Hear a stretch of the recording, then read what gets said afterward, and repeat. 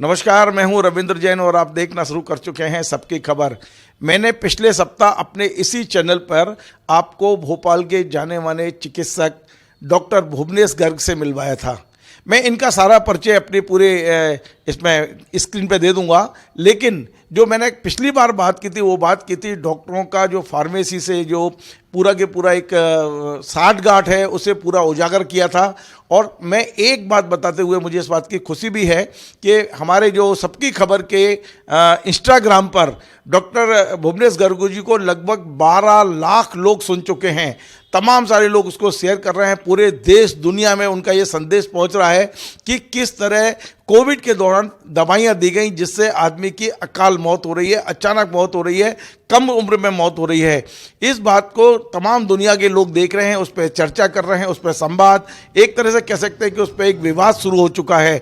मैं डॉक्टर भुवनेश गर्ग से पहले उन मुद्दों पर बात करूंगा जिन मुद्दों पर उन्होंने पिछली बार बोला था और कुछ क्वारीज आई हैं। और लेकिन आज का मेरा जो विषय है वो बहुत महत्वपूर्ण विषय है, वो है डॉक्टरों की और पैथोलॉजी की मिलीभगत।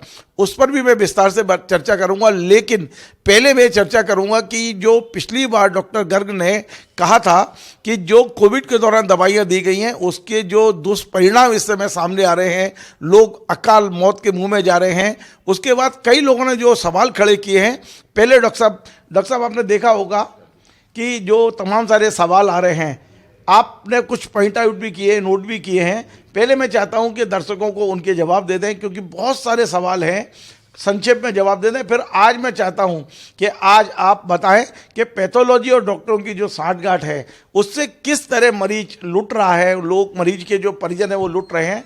सबसे पहले जो पुराना वीडियो है आपका, उसके संबंध में। रविंद्र जी, हमने बहुत स्पष्ट तौर पे बात की थी कि जिस तरह से दवाइयाँ नाकाफ़ी हो रही हैं, कारगर नहीं रह रही हैं, उसके पीछे बहुत बड़ा कारण है दवाइयों का मिसयूज़ या अब्यूज़। और उसी संदर्भ में हमने ये बात कही थी कि कोविड में बहुत सारी जहरीली टॉक्सिक दवाइयाँ दी गई, जिसमें रेमडेसिविर, एजिथ्रोमाइसिन, डोलो, स्टेरॉइड्स की गोलियाँ और बहुत सारी लंबी एक ब्लैंकेट ट्रीटमेंट के तौर पर कॉमन पब्लिक को जरा सी परेशानी में दे दी गई थी। व्हाट्सएप पर दे दी गई थी, फार्मेसी स्टोर से दे दी गई थी, जिसका कोई अर्थ नहीं था। आप एक सामान्य बुखार में एक जरा सी रिपोर्ट, जिसकी वो रिपोर्ट भी बहुत पॉजिटिव नहीं है, उसके 50% ज़्यादा फॉल्स पॉजिटिव और फॉल्स नेगेटिव रिपोर्ट्स हुआ करती थी कोविड टेस्ट की। तो ये सब चीज़ों को देखते हुए हमने कहा था कि जहरीली टॉक्सिक दवाइयों के ये असर हैं जो सामान्य लोगों को बहुत ज़्यादा परेशान कर रहे हैं। इसको कुछ लोगों ने वैक्सीन से जोड़ लिया था। तो यहाँ मैं क्लियर कर दूं कि हमने वैक्सीन को लेकर बात नहीं की है। भारत की वैक्सीन बहुत कारगर रही हैं, उन्होंने बहुत सारे लोगों को बचाया है। हम वैक्सीन के दुष्प्रभाव की कोई बात नहीं कर रहे, वो आंकड़े सरकार जब जारी करेगी तब ऑटोमेटिकली आएंगे। लेकिन हमने जहरीली टॉक्सिक दवाइयाँ जिनमें रेमडेसिविर, एजिथ्रोमाइसिन, स्टेरॉइड्स और इन सब के जो साइड इफेक्ट कालांतर में सब सामने आए हैं, हमने उनकी बात की है। तो ये कन्फ्यूजन किसी ने उसको वैक्सीन से जोड़ लिया कि हम वैक्सीन की बात कर रहे हैं, ऐसा नहीं है। दूसरी बात, मेरे पास पूरे देश भर से और दुनिया भर से बहुत सारे साधुवाद और बहुत सारे अप्रेजल्स और बहुत सारे ऐसे कमेंट आए। उनमें से एक बहुत इंपॉर्टेंट कमेंट है जो मैं सबके सामने रखना चाहता हूं कि विदेश में बैठे हुए मेरे पढ़ाए हुए एक छात्र को, जो आज बहुत ऊंची पोजीशन पर है, उसने बहुत अच्छा एक मैसेज भेजा कि ये हिम्मत डॉक्टर गर्ग सर ही कर सकते थे। और उसने उसमें पूरी तमाम तारीफों के साथ साथ उसने एक क्वेरी भी खड़ी की उसके अंदर कि मैं बहुत गंभीर बीमार पड़ा था तो रेमडेसिविर ने संभवतः मुझे बचाया कोविड में। तो मैं उसी की बात को आगे बढ़ाता हूं कि हमने ब्लैंकेट ट्रीटमेंट की बात की थी, हमने रेमडेसिविर आईसीयू यूज की बात नहीं की थी। वो तो अपनी जगह पर है और उसके आंकड़े सामने होंगे तो वो भी क्लियर हो जाएगा। तो मैं समझता हूं कि बहुत अच्छा सब जगह से साधुवाद मिला है। और अब हम इस बात को आगे बढ़ाते हैं कि हम मल्टी ड्रग रेजिस्टेंट बैक्टीरिया की जो बात करते हैं कि दवाइयाँ क्यों कारगर नहीं हो रही हैं, उसके पीछे इसी चीज़ को हमें समझना होगा कि जैसे हमारे लिए बहुत इंपॉर्टेंट होता है एक पैथोलॉजी जांच को होना, जिसमें मरीज के अंदर WBC काउंट कितना है, या मरीज के अंदर इन्फेक्शन है तो पेशाब में, यूरिन में किस तरह में किसका इन्फेक्शन है, या मरीज को अगर कोई जख्म है तो उसके अंदर किस तरह का बैक्टीरिया है जो पस कल्चर की जांच से हो सकता है। ये कुछ छोटी मोटी 3-4 जांचें हैं जो बहुत इंपॉर्टेंट हैं। अब यहाँ खेल क्या होता है, हमको कहाँ संकट आता है कि अगर हमारे पास ठीक से रिपोर्ट नहीं आएगी तो हम मरीज का इलाज कैसे करेंगे। तो इसलिए हमारी विश्वसनीयता, डॉक्टर की विश्वसनीयता, हमारे पैथोलॉजिस्ट के संघर्ष और उसकी विश्वसनीयता के साथ ऑटोमेटिकली जुड़ जाती है। और मैं आपको बताना चाहता हूं कि मेरे जितने पैथोलॉजी के लोग मुझसे जुड़े हुए हैं वो मेरी हर रिपोर्ट को बहुत गंभीरता से करते हैं, क्रॉस चेक करते हैं और उसके बाद मुझे रिपोर्ट करते हैं कि सर इसमें ये गड़बड़ दिख रही है। ये कम्युनिकेशन होना बहुत ज़रूरी है, ये सार्थक संवाद होना बहुत ज़रूरी है। लेकिन दिक्कत क्या होती है कि आज इस सिस्टम को भी, जैसे हमने कहा कि जैसे दवाइयों को लेकर एक ट्रेडिंग हो रही है, मरीजों की ट्रेडिंग, इसी तरह से पैथोलॉजी की भी एक ट्रेडिंग चालू हो गई। कारण क्या है इसमें कि आज इसको चेक करने वाला कोई नहीं है कि रिपोर्ट ठीक है कि नहीं है, ये तो डॉक्टर ही कर सकता है। और अगर डॉक्टर ही उसमें शामिल हो जाए तो कैसे ठीक होगा? डॉक्टर साहब, एक बहुत गंभीर प्रश्न पूछना चाह रहा हूँ, मेरा जिज्ञासा है, सच सच यदि आप बताना चाहें, क्योंकि आपसे कुछ छुपा नहीं है, पैथोलॉजी वाले डॉक्टरों को कमीशन देते हैं या नहीं? देखिए, पूरी दुनिया में दलाली सिस्टम चल रहा है, मैं इसको दलाली सिस्टम कहता हूं।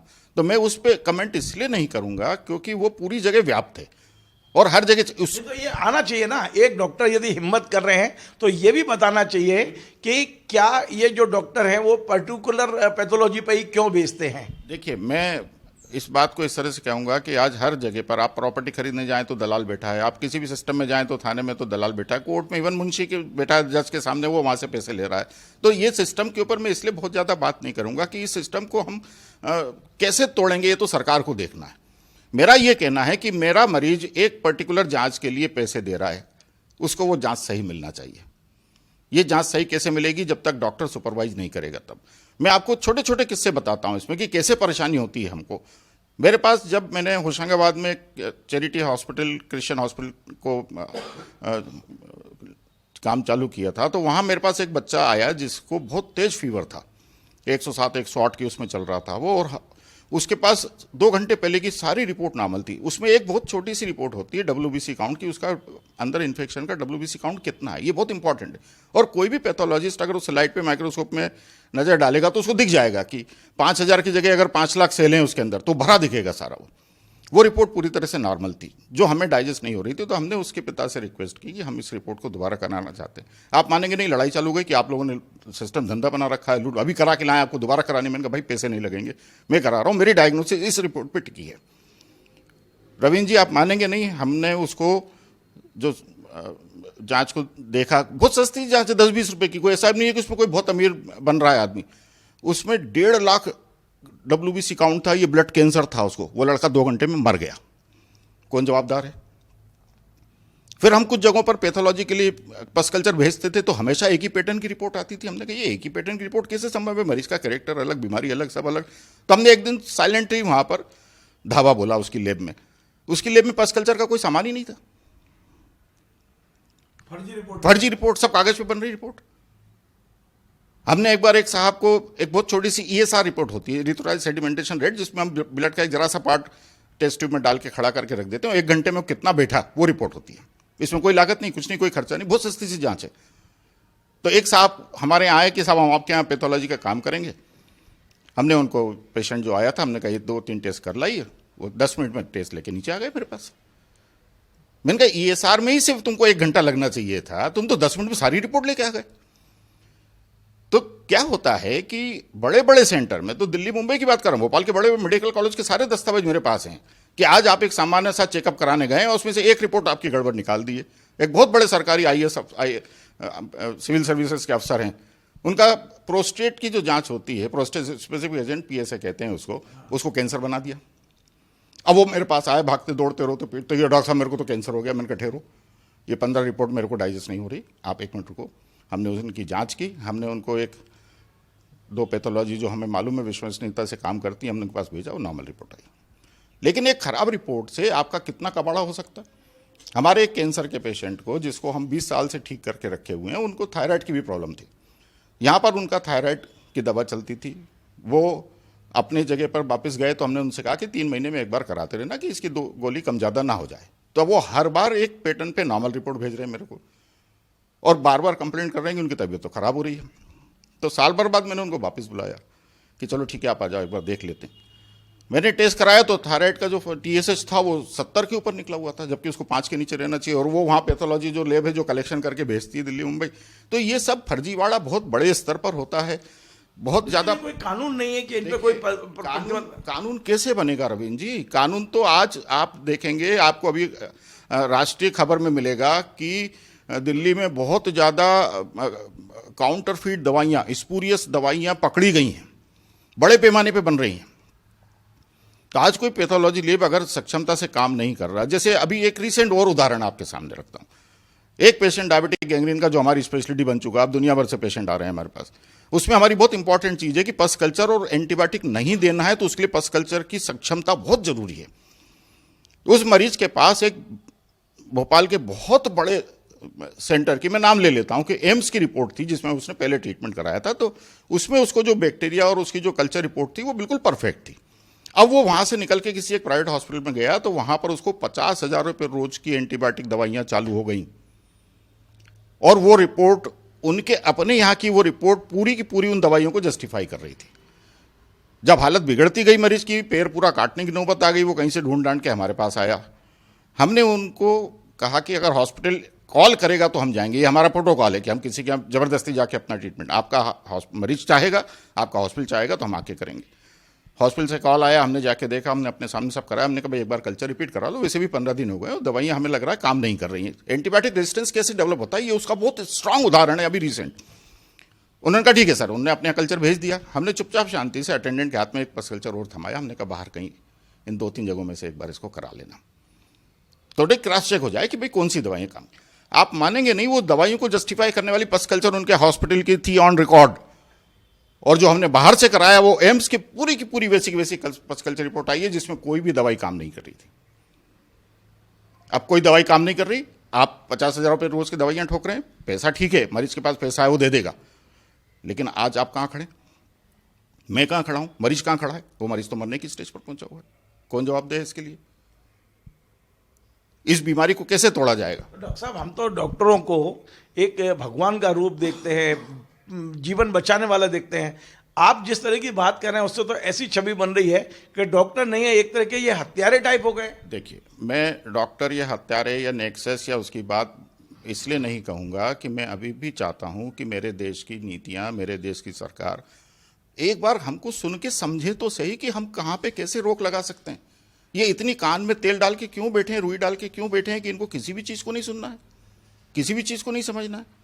मेरी बात को सीधा सा समझिए कि आज अगर पूरी दुनिया में एंटीबायोटिक प्रोटोकॉल्स हैं, एंटीबायोटिक की और जांचों की एक प्रक्रिया है, तो मुझे ये बताइए कि अगर आपकी पैथोलॉजी लैब में कोई काम होता है और आपके वहाँ से उसका उतना स्टाफ ही नहीं है, उतने रिएजेंट ही नहीं है, यदि पैथोलॉजी गलत रिपोर्ट दे रहा है और ये प्रूफ हो रहा है कि गलत है, तो उसमें कोई कानूनी धाराएं नहीं लग सकती, एफआईआर नहीं हो सकती। ये ट्रीटमेंट का पार्ट है। मैं इसको कानून के दायरे में इसलिए नहीं उलझाना चाहूंगा क्योंकि आप किसी भी व्यवस्था को आप चैलेंज, वो एक रिकॉर्ड पे आदमी का पैसा जा रहा है, उसकी जान जा रही है, और आप कह रहे हैं कि उसको हम उलझाना नहीं चाहते। हम नहीं, ये कानून काम करे ना। हमारा कहना क्या है कि आज रिकॉर्ड पर अगर कोई एक रिपोर्ट है तो हम पग पग पे चैलेंज नहीं कर सकते। आज कोई कानून नहीं है इसके लिए। ये सरकारी व्यवस्थाओं में आपके पास ढेर व्यवस्थाएं, कंज्यूमर कोर्ट है, आप बात करिए ना उनसे, आप उसके ऊपर, पर इसको जस्टिफाई कौन करेगा? कोर्ट में 8-8, 10-10 साल केस चलता है। इसको जस्टिफाई कौन करेगा? कॉकस तो डॉक्टर घर को अपराधी ठहरा देगा ना कि तुमने कैसे बात की है।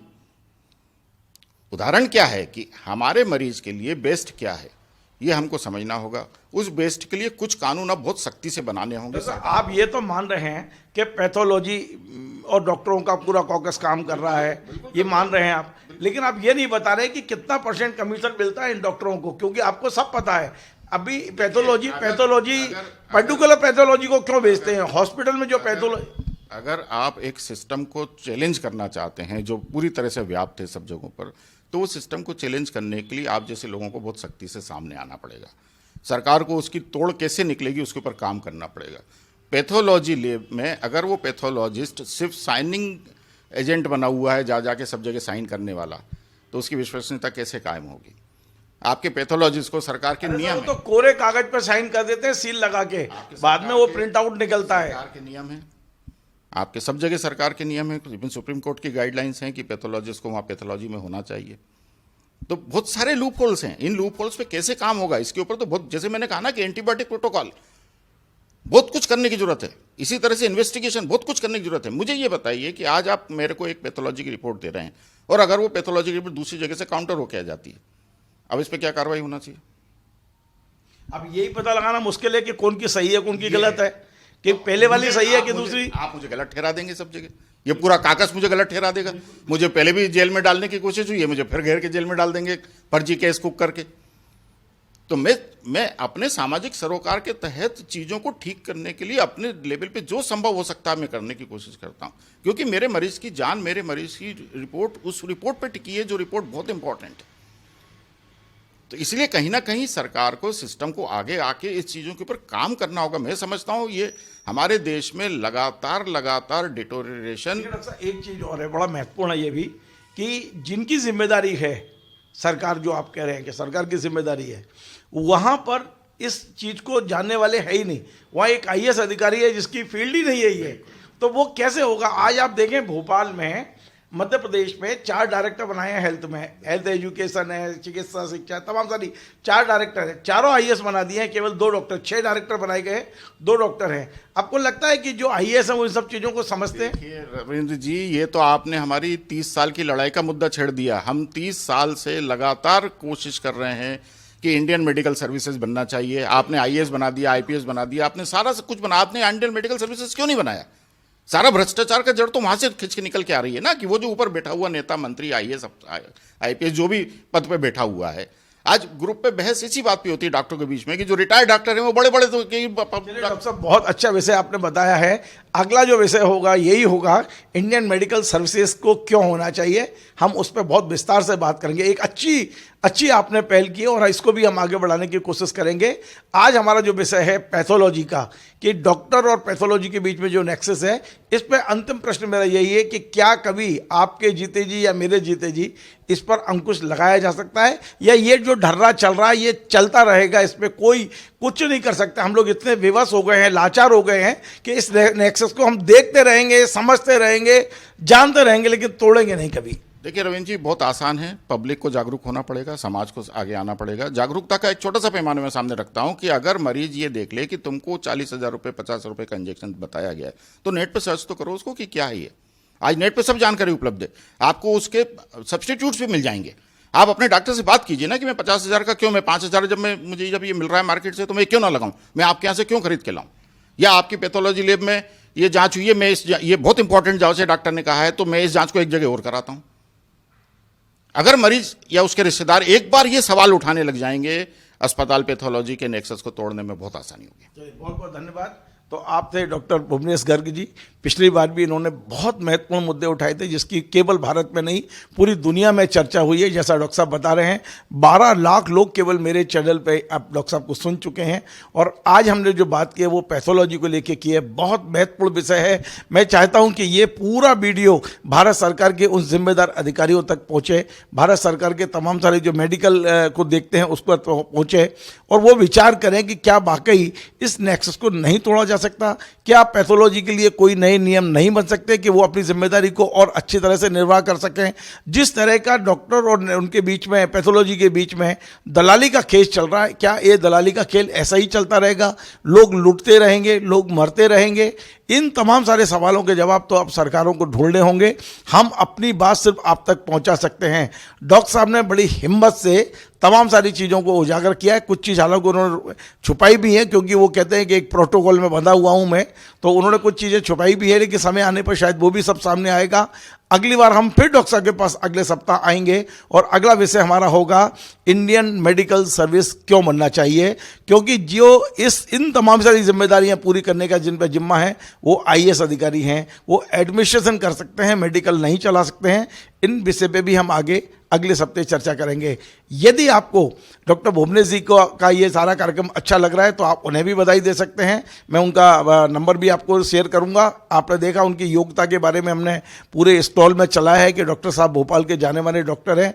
बड़ा काम ये कर रहे हैं कि जो कैंसर के गंभीर मरीज हैं, जिनके हाथ या पैर कटने की बिल्कुल नौबत आ जाती है, उन अंगों को बचाने का काम बगैर पैर काटे यदि आपके कैंसर का उपचार कर रहे हैं तो ये बहुत बड़ी मानव सेवा डॉक्टर साहब कर रहे हैं। इसके अलावा डॉक्टर साहब खुल के मेडिकल की जो कमियां हैं उन्हें भी उजागर कर रहे हैं। आपको हमारा ये कार्यक्रम पसंद आया, आप इसे शेयर करें, लाइक करें, कमेंट करें, और आपसे बार बार निवेदन है हमारे इस चैनल को अधिक से अधिक सब्सक्राइब कर सकें, और ये जो कार्यक्रम है इसे आप अधिक से अधिक शेयर करें ताकि जागरूकता हम फैला सकें। नमस्कार।